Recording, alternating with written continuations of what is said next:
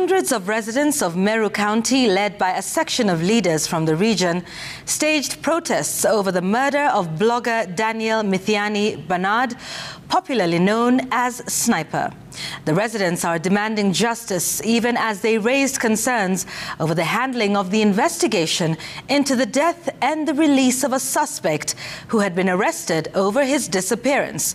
The Director of Public Prosecutions says the suspect was released after the court declined to grant the custodial orders as sought, and that it awaits a new file with new facts after the death of the blogger. Safina Cheng Oma reports.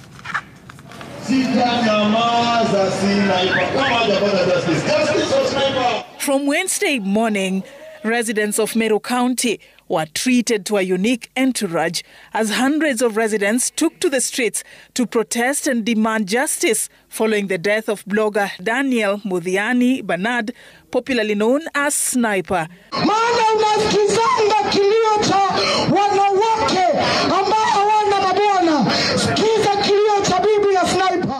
From Mitungu through Nkubu, Mutindwa, Makutano, Murire, making stopovers as it headed to Kangeta, Lare, Maili Tatu to Maua town.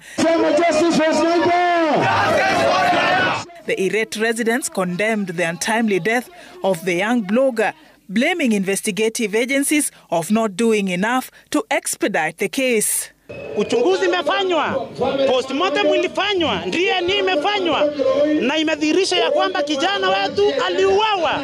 So I want to ask the DCI, I want to ask the EACC, I want to ask the homicide team, we shall not embarrass Sniper until such a time,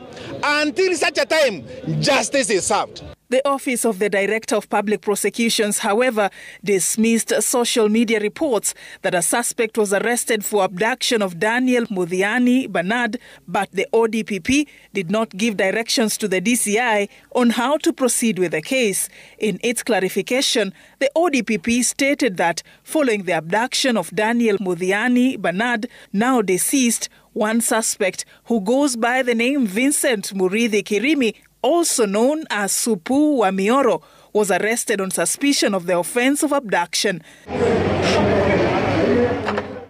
The statement goes further to state that, owing to the fact that the whereabouts of the abducted person was unknown, the Directorate of Criminal Investigation filed a miscellaneous application seeking custodial orders pending completion of investigations. The ODPP reports that the Chief Magistrate's Court in Maua, Meru County, declined to grant the custodial orders as sought by the DCI, but instead granted the suspect a cash bail of 20,000 Kenyan shillings, ordering the suspect to report to the police every 14 days, ahead of the application mention set for 5th January 2024. The ODPP further states that the lifeless body of the abducted person would later be recovered, prompting the office to direct the DCI to undertake investigations for murder. The ODPP confirms that it has not received the inquiry file into the offense of murder to date and only hopes to take appropriate action once the file is submitted. Enough is enough. What we need is justice. The late blogger was last seen alive on 2nd December 2023.